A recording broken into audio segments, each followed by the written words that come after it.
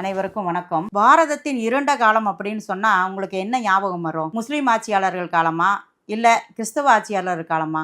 இதில் விட ஒரு இருண்ட காலம் இருந்திருக்குது. இந்திய சுதந்திரத்துக்கு பின்னால 1975ல் 21 மாதங்கள் அவசர நெருக்கடி நிலையை கொண்டுட்டு வந்து பிரகடன நிலையப்படுத்தி மக்களை துயரப்பட வச்சிருக்கிறாங்க. இதுக்கெல்லாம் காரணம் என்னன்னு பார்த்தீங்கன்னா, அன்றைக்கு இருந்த பிரதமர் இந்திரா காந்தியினுடைய சுயநலம் மட்டும்தாங்க. அந்த அம்மாவுடைய வெற்றி செல்லாது அப்படின்னு சொல்லி அலகாபாத் நீதிமன்றம் ஒரு தீர்ப்பை கொடுக்குறாங்க.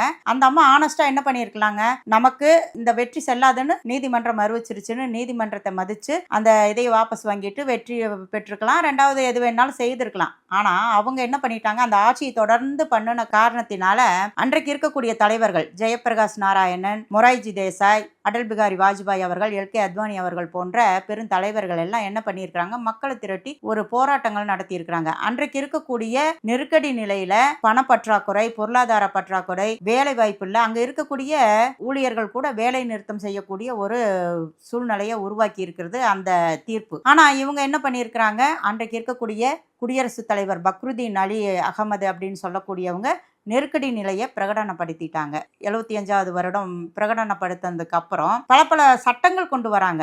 என்ன சட்டங்கள்னு பார்த்தீங்கன்னா, பிரதமர் ஆட்சி காலம் 5 வருஷம் தான் அப்படின்னு இன்னைக்கு வரைக்கும் நம்ம பார்க்குறோம். ஆனால் அதை 6 வருடங்களாக மாற்றி அமைக்கிறாங்க.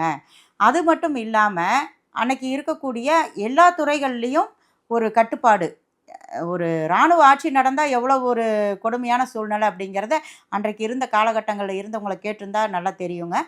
அப்போ பார்த்தீங்கன்னா, அந்த வாய் திறக்கக்கூடாது, யாருமே வாய் திறக்கக்கூடாது, வேலைக்கு போகிறது, பணப்பற்றாக்குறை, விலைவாசி இப்படி பயங்கரமாக இருக்கும்போது எல்லா மாநிலங்கள்லேயும் போராடுறாங்க. அந்த ஆட்சியை டிஸ்மிஸ் பண்ணுற அளவுக்கு ஒரு கொடுமை நடந்திருக்குது. அந்த அவசரடி நிலையிலையும் கூட ஒரு கொடுமையான சட்டம் கொண்டுட்டு வந்தாங்க. அது என்ன சட்டம்னு பார்த்தீங்கன்னா, குடும்ப கட்டுப்பாடு சட்டம். அன்றைக்கு இருந்த இந்திரா காந்தியினுடைய மகன் சஞ்சய் காந்தியினுடைய தலைமையில் லட்சக்கணக்கான இளைஞர்களுக்கு குடும்ப கட்டுப்பாடு செய்கிறாங்க.